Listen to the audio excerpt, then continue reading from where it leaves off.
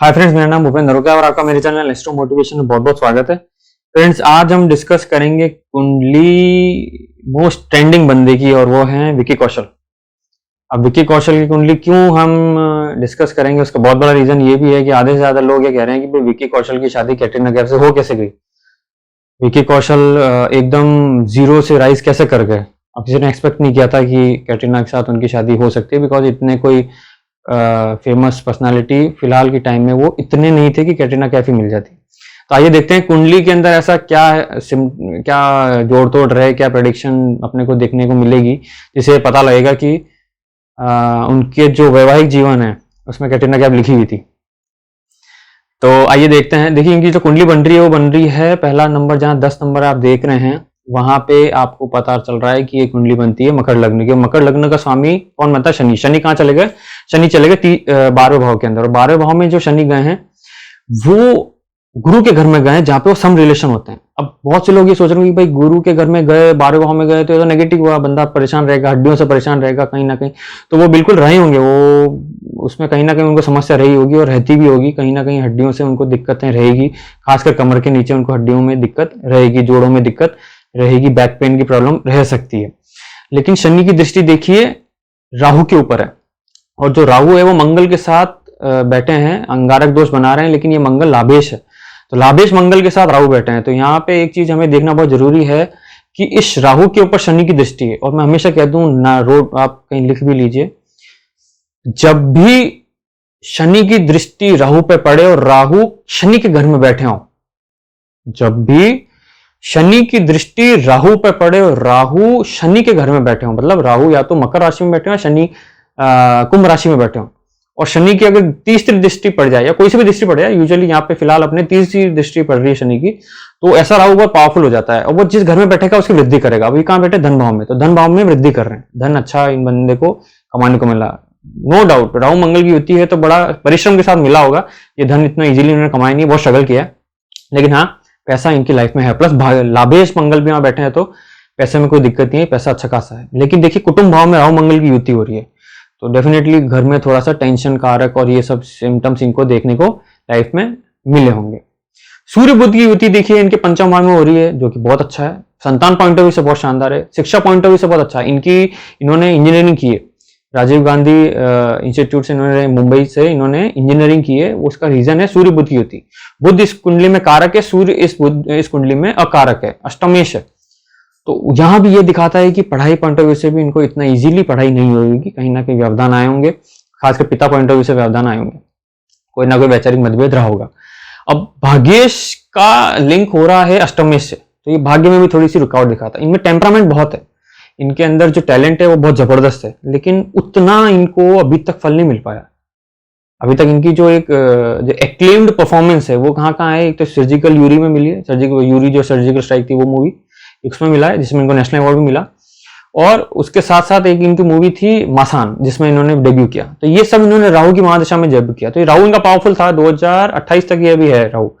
तो इस दौरान अभी राहु ने बढ़िया काम कर रखा है, इनको और अवार्ड मिलाएगा और एक्लेम परफॉर्मेंस करवाएगा। लेकिन कारण ये है कि ये मेन स्ट्रीम के बहुत ही फेमस हीरो क्यों नहीं बन पा रहे, उसका बहुत बड़ा कारण है कि ये दो योग जो है ना, अंगारक दोष और सूर्य बुध की होती है, लेकिन बुध सूर्य जो है अष्टमेश होके वहां बैठा है, उस वजह से थोड़ा सा ये उतना परफॉर्मेंस अपनी नहीं ला पा रहे। लेकिन डेफिनेटली कुंडली में दम है, सूर्य बुध की होती है और पंचम भाव में है जो कि परफॉर्मेंस का भाव है। और शुक्र जो बैठे हैं वो यहाँ पे देखिए, जो दसम भाव है वो कारक भाव कहलाता है या फिर कर्म का भाव कहलाता है। तो कर्मेश दसम भाव का षष्टम भाव से लिंक भी हो रहा है, जो कि शुक्र है, जब शुक्र लभावना ग्रह। तो इनका जो आना हुआ, इनका जो इस खूबसूरती, डायनामिक और ब्यूटीफुल जो इनका वर्किंग एनवायरनमेंट है, शुक्र का जो एनवायरनमेंट है, उसमें आना के कारण ही ये था कि वहां पे 7 नंबर की राशि पड़ी थी, और 7 नंबर की राशि तुला राशि का स्वामी शुक्र आके कॉम्पिटिशन के भाव में बैठे, षष्टम भाव में बैठे।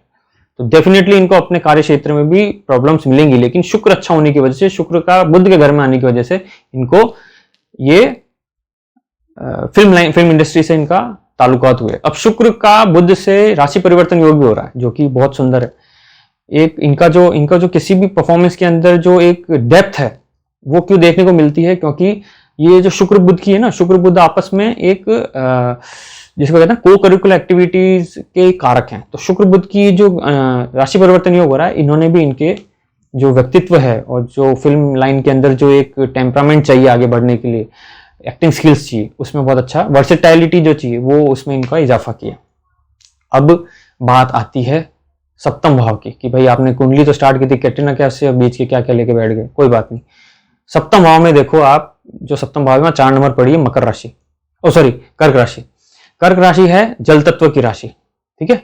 जल तत्व की आपको सबको पता है, कर्क राशि है बहुत फ्रेजाइल, लोग बहुत इनोसेंट और बहुत है ना हम्बल और काइंड रहते हैं, इस प्रवृत्ति के इंसान रहते हैं। तो इनकी लाइफ में एक ऐसी बंदी तो लिखी हुई थी, humble, kind, generous, soft hearted, ये सब वो सब। तो ये इनके लाइफ में लिखा हुआ था। और गुरु जो है यहाँ पे पराक्रमेश है, पराक्रमेश गुरु का सप्तम भाव से एक योग बनना, वो भी सुख भाव के अंदर, ये दिखाता है कि इनको इतना इजीली तो ये सब नहीं हुआ है, इन्होंने खूब मेहनत की है।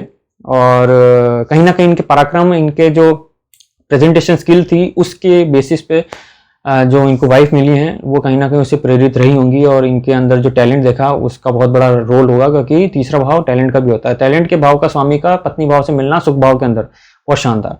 तो ये बीवी या फिर वाइफ का या जीवन साथी का उच्च कोटि का मिलना, ये है गुरु चंद्रमा का गजकेसरी योग, वो भी सुख भाव में होना।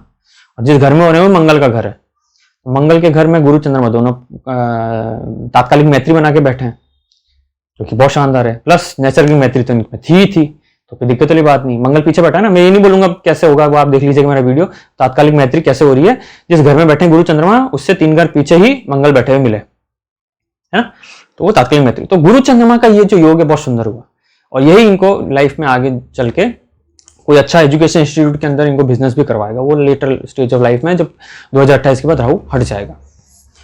तो ये कारण हुआ इस कुंडली में वैवाहिक जीवन सुखद और संपूर्ण होने का। डेफिनेटली राहु मंगल की युति है, लाइफ में टेंशन इनकी हमेशा रहेंगी, लाइफ में एक जो एग्रेशन है वो हमेशा रहेगा।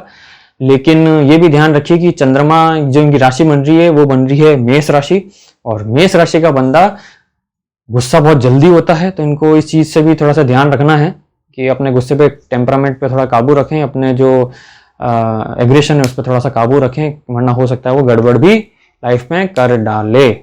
तो फ्रेंड्स, आज की कुंडली आपको कैसी लगी विकी कौशल की, प्लीज कमेंट बॉक्स में जरूर बताइएगा। और शेयर मार्केट पे जो मेरी वीडियो चल रही है वो मैं कंटिन्यू रखूंगा। Thank you.